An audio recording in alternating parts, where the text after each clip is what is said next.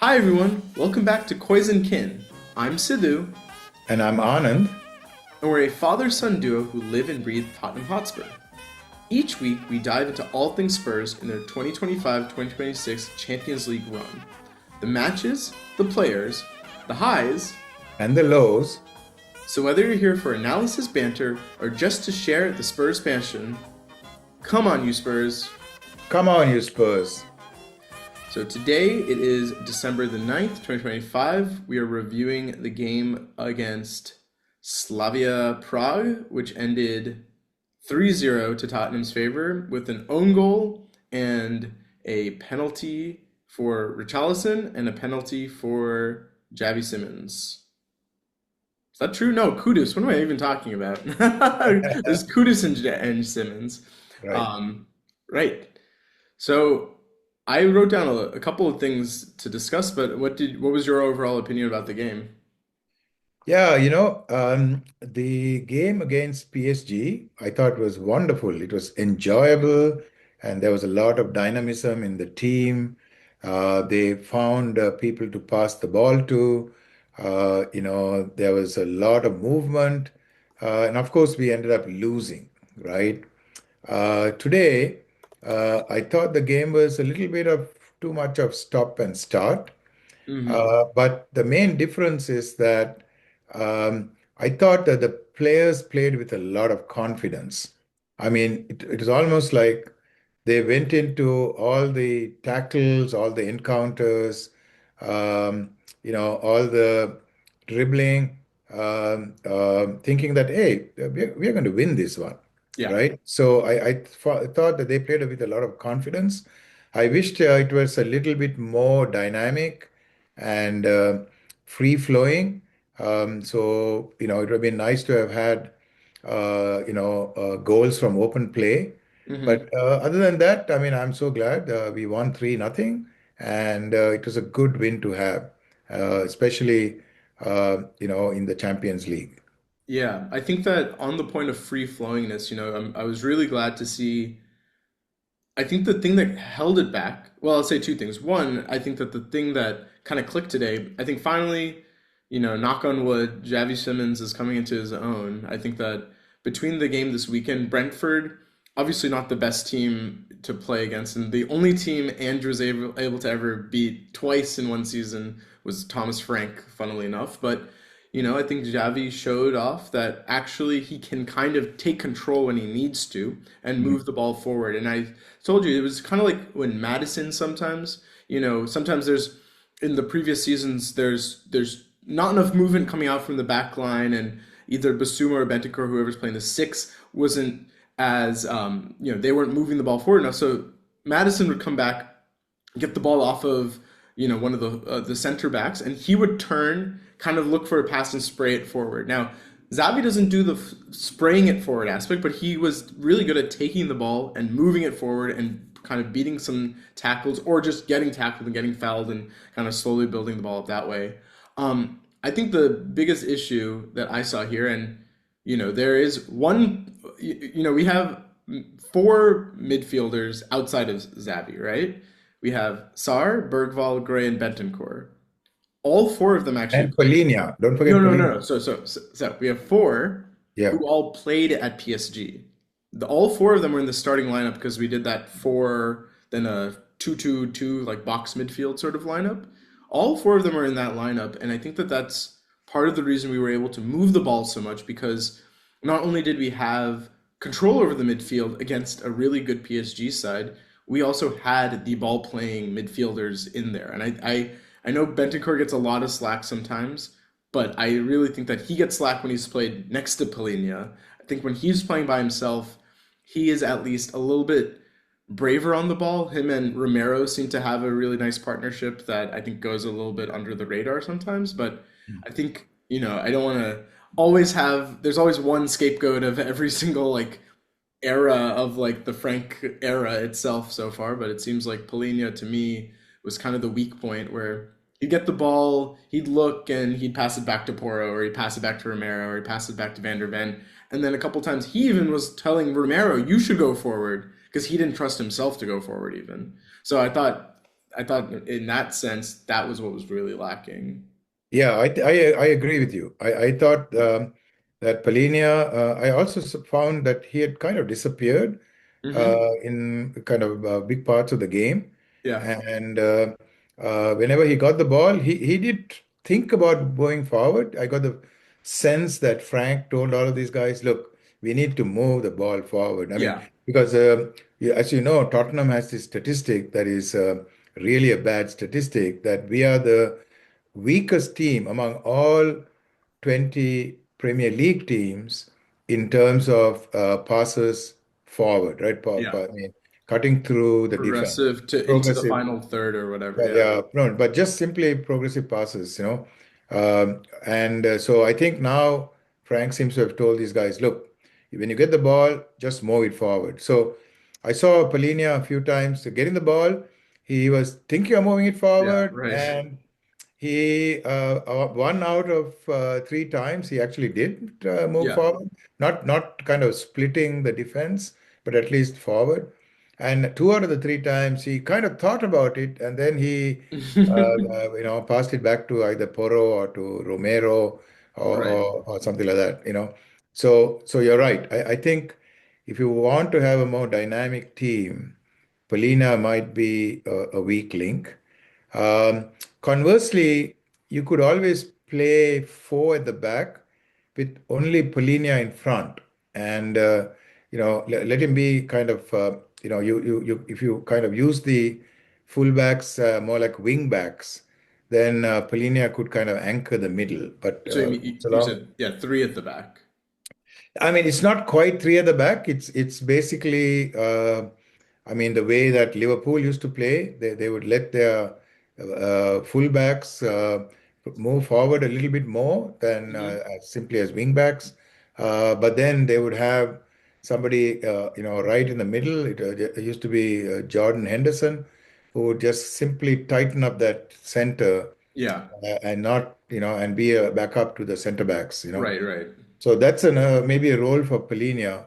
But nevertheless, well, I thought the others, I mean, as you know, both of us, we were slightly confused as to whether Frank had asked the fullbacks to kind of, drift into the middle and, Play Ange yeah, play like ball an basically. Ange ball, Yeah. where they would be inverting and doing things like that. Right. And I certainly saw Jed Spence inverting a lot.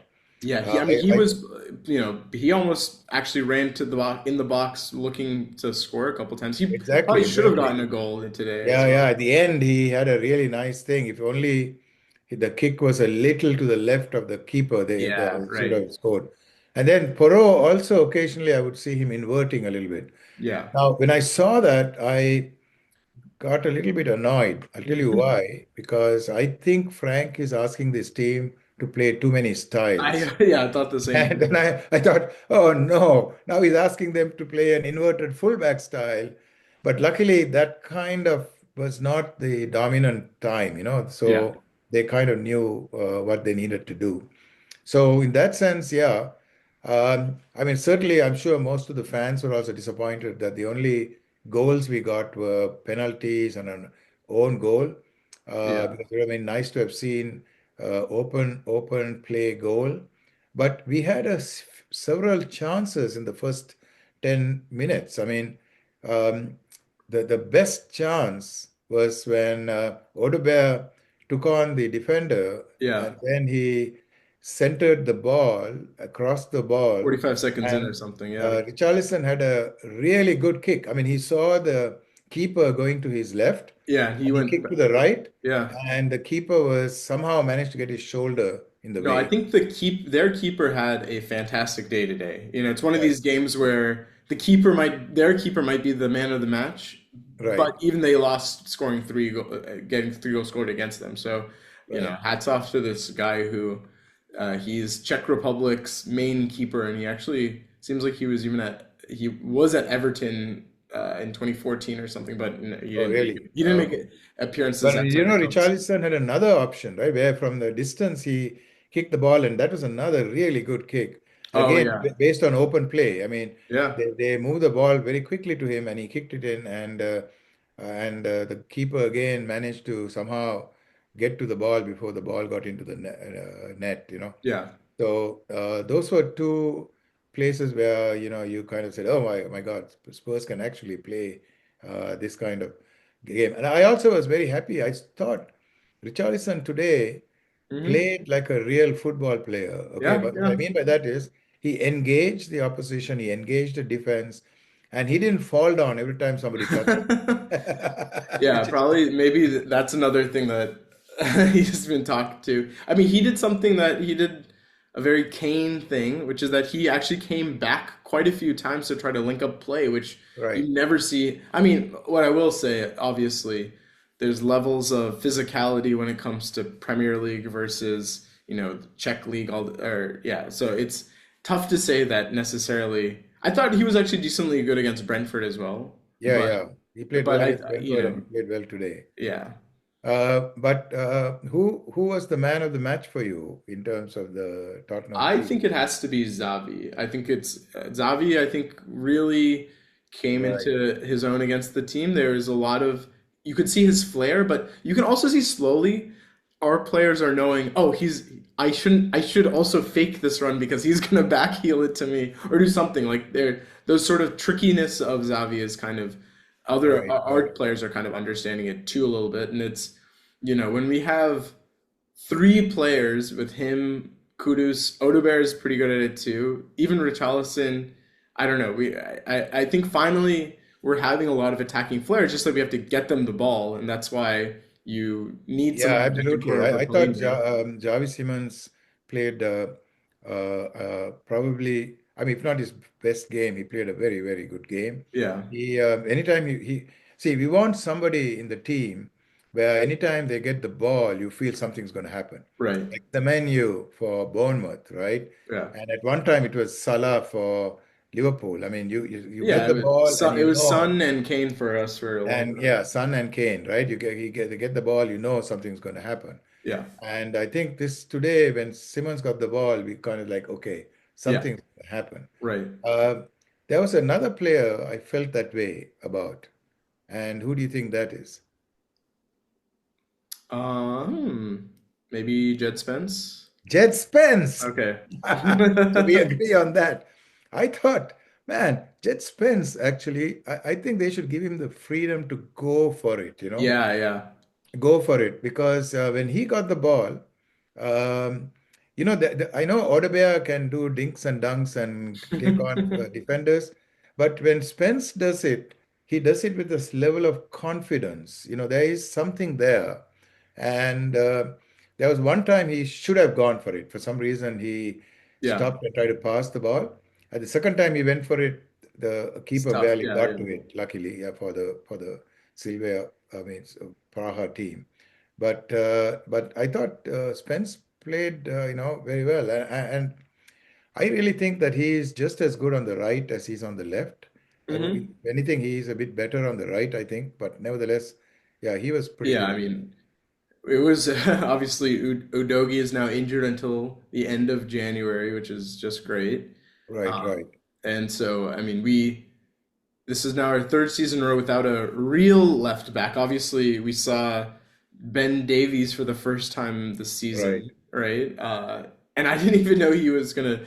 He took corner kicks, but he actually had a pretty I almost He had the best corner he kicks, had to the be best. honest with He you. had a better corner kick than any of Poro's kicks Yeah, this yeah. today. Porro, I Yeah, thought was quite bad actually. yeah, I mean, I think they should let Xavi Simmons do some corner kicks too. yeah, The other thing I liked about Frank is that our attack basically was more or less balanced, yeah. right? I mean, we went on the right side several times and we went on the left side That's a several great point. times. Yeah.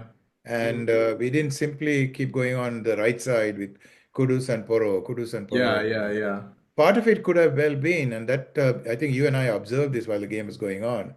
I felt that, in spite of the fact that Kudus played really well, he seemed very tired because a lot Yeah. of his passes were fell short. They Yeah. were not crisp, and they didn't reach the intended recipient of the pass. Hmm. So I felt that Kudus was, no, should have been pulled much earlier. I also thought Poro should have been pulled much earlier. The two of Yeah, them were yeah. I mean, today, yeah, because of that, the right side was not utilized as much. I also right. think that, I mean, halfway through, I think I was texting you saying, "Oh, I really hope Archie Gray gets a goal," and then he got taken off. But I do think Archie Gray has a good ability to also help connect part of the left and the right together, and at least get Right.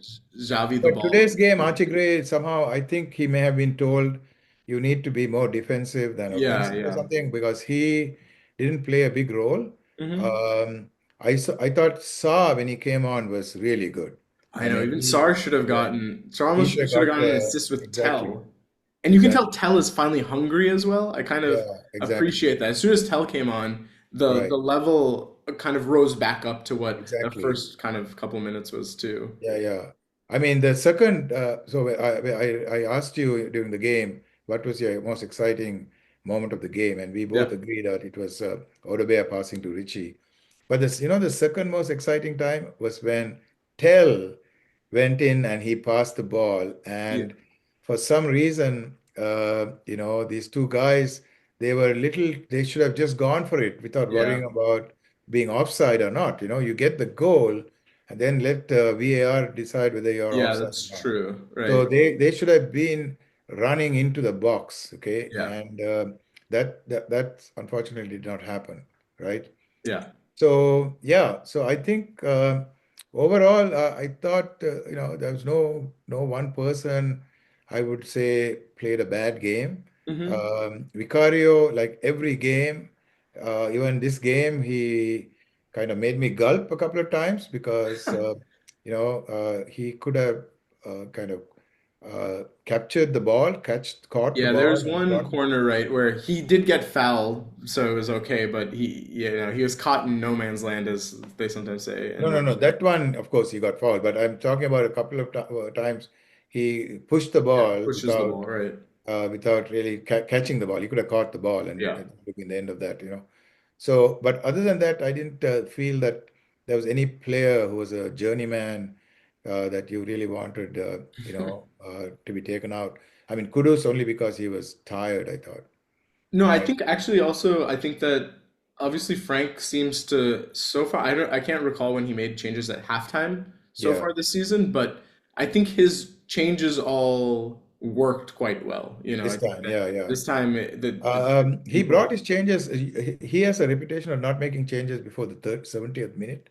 are This time, 60th, 70th yeah, I minute. know. This time he brought people in just before the 60th minute, even, Yeah, it's like Not that. 55 they started talking about, oh, some people are Right. warming up. Yeah, right. Um, I actually, believe it or not, like the fact that Davis got a chance to play. Yeah, And totally. I'll tell you why. Two reasons. One is, of course, I like the fact that Davis got a chance to play. But the second is that you know that Van der Ven cannot play the next game. Yeah, right, right. And I think Dave is getting some game time. I could Hmm. see him basically coming in, as either a backup for the left center half, or Yeah. even starting as left hand side. Because Interesting. Danso, again, is one of those guys. He you know, he started off really, really well, and I feel that he's kind of deteriorating a little bit. So, Mhm. I who mean, knows? he's not great. He's not at anything. He's very good at a lot of things. He's very good Right, in the air, but he's not great at, he can't he's definitely no Romero when it comes to getting the ball at the back. He's right, aggressive, but I haven't seen him make like a last ditch tackle yet that I've been, Van der right. Ven has started to do the last ditch tackles now that I'm like, oh, okay, he actually does have that in his Yeah, arsenal in a way that I had no idea last season when he was just right. only asked to do crazy runs. So yeah, maybe there's some truth there.